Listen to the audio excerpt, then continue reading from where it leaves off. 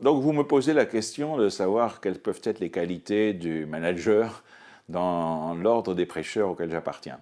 Il se trouve que j'ai eu à assumer beaucoup de responsabilités dans cet ordre, justement, depuis 40 ans. J'ai évoqué celle de maître de novice, maître des étudiants, assistant du prieur provincial, assistant du prieur, voilà, plein de choses comme ça. Aujourd'hui, je suis modérateur des études, chargé des études des jeunes frères.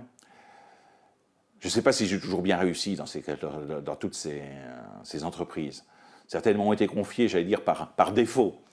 Mais je ne regrette rien. Je crois que c'est d'abord aussi important qu'on ne regrette pas. On a pu mal faire, on n'a pu pas faire suffisamment, mais on ne regrette rien. Alors, comment ai-je pu vivre les choses? Je vous l'ai dit, à certains moments, j'ai eu à assumer des charges dont je ne me sentais pas véritablement capable, pour lesquelles je ne me sentais pas véritablement apte. Il n'empêche que, une fois qu'elles sont assumées, il faut qu'elles soient véritablement assumées. Quelqu'un qui assume à moitié, c'est effrayant pour l'environnement, parce que chacun le sent. Il sent que, voilà, il flotte, etc. Donc il faut assumer. Une charge même qui n'est pas celle que l'on voudrait ou qu'on peut... voilà, j'en ai eu à assumer, et j'ai essayé de les assumer comme si j'avais toujours été fait pour ça. Je crois que c'est très important pour l'environnement de sentir qu'il y a, comme on dit, il y a un pilote dans l'avion. Sinon, c'est très désagréable. Il n'empêche, bon, ça ne suffit pas. C'est la condition première. On n'a peut-être pas choisi, on subit peut-être à certains égards, on accepte. On accepte et on donne ce que l'on peut donner à ces niveaux-là. Ce n'est pas parfait, on le sait d'avance, mais on va donner quand même tout ce qu'on peut. On va donner tout ce qu'on peut, et du coup, on sait qu'on n'est pas parfait, et donc ça veut dire aussi qu'il faut se rendre compte qu'on va entendre, recevoir la contradiction. Il faut être capable d'accepter cela. C'est tout à fait essentiel. Et parfois c'est déstabilisant parce qu'en plus on est dans une situation éventuellement on n'a pas choisi, qu'on doit assumer, mais dont on sait pertinemment qu'on n'est pas le meilleur nécessairement à un moment donné pour assumer cela. Alors quand en plus, déjà qu'on n'est pas tout à fait sûr de soi, mais qu'on essaye de l'être, et qu'on vient vous dire tu fais des bêtises, tu fais pas ce qu'il faut, c'est pas facile. C'est pas facile, mais il faut l'entendre. Parce que précisément, les gens qui viennent vous dire cela à un certain moment donné, ça va vous permettre de recaler les choses, si je peux dire. Bon, voilà. Il me dit que je ne suis pas bon. Je le sais bien que je ne suis pas bon. Justement, je ne suis pas bon parce que je devrais occuper. Mais bon, essayons d'entendre ce qu'il me dit. Essayons de nous dire que ce qu'il me dit, il me le dit pour mon bien. Pour le bien de la mission qui m'est confiée. Ce n'est pas toujours le cas. Il y a des choses-pieds, des choses-trappes, pardon, des choses-pieds, pas des choses-pieds, des choses-trappes. Il y a l'intention n'est pas toujours aussi pure qu'elle pourrait ou devrait être. Tant pis. La vie, c'est fait de ça aussi. C'est fait de ces choses à la fois positives et ces choses négatives. Donc il faut... Et en tout cas, j'essaye de l'assumer. Alors je suis guidé par un principe... que je trouve chez saint Paul, dans l'Épître aux Romains, il y a cette phrase que j'aime beaucoup. Dieu fait tout concourir au bien de ceux qui aiment Dieu. Dieu fait tout concourir au bien de ceux qui l'aiment. Et je me dis que voilà, dans cette vie de choses trappes, d'impasses, etc., tout ce qui m'arrive, de toute façon, si je l'accueille, va concourir, va se transformer en bien. De quelle manière, je ne sais pas. Et sur le moment même, surtout, je ne vois rien du tout. Je vois surtout du mal. Mais ça ne fait rien, ça va m'apprendre quelque chose.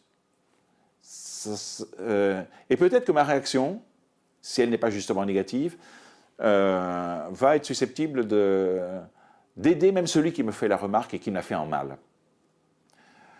Donc je vais essayer. C'est un peu souvent une gageure. Je n'ai pas toujours réussi loin de là, mais je vais essayer d'accueillir en bien ce qui m'est dit. Donc ça, c'est très important. Et alors évidemment, c'est là qu'on voit que l'espace de silence dont j'ai parlé, l'espace de silence intérieur, est très important. Si je suis tout encombré, tout sous tension, etc., j'accueillerai rien de ce qui m'est dit. Donc il est extrêmement important que j'ai moi-même, vis-à-vis de celui qui me parle, cette distance, et donc vis-à-vis de moi-même cette distance. Je suis à la fois tout engagé, en même temps tout retenu. Ça peut paraître paradoxal, mais c'est indispensable. Donc je suis complètement engagé et complètement retenu. Donc je me donne complètement, et en même temps je suis capable de laisser la place, un peu comme la marée. La marée, voilà, elle charrie des tas de choses, elle amène, elle remporte, et ça revient. Il faut que je sois comme ça dans la mission qui m'est confiée.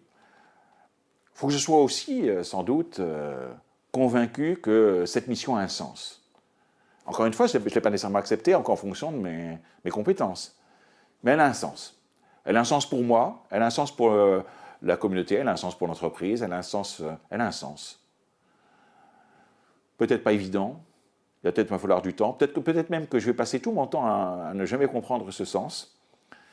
Mais voilà, ce qui m'arrive a un sens quand même. Et c'est pour ça que je reviens à ce Dieu fait tout concourir au bien de ceux qu'il aime. Pour moi, ça a un sens. Un sens, je vous dis encore une fois, peut-être très difficile à saisir sur le moment ou même plus tard, mais ça a un sens. J'y crois profondément. Alors je le vis plus ou moins bien. Évidemment, si le sens m'est plus immédiatement visible, perceptible, c'est plus facile, mais ça a un sens. Et ce sens va se révéler, va se dire. Donc voilà. Alors, et alors évidemment, ensuite, le pape François vient de le dire là, dans sa longue interview de 6 heures, qui fait la une des journaux actuellement, et qui est une très remarquable interview. J'en ai lu pas mal d'extraits. Mais il vous dit des choses banales mais fortes. Mais les choses banales peuvent être très fortes.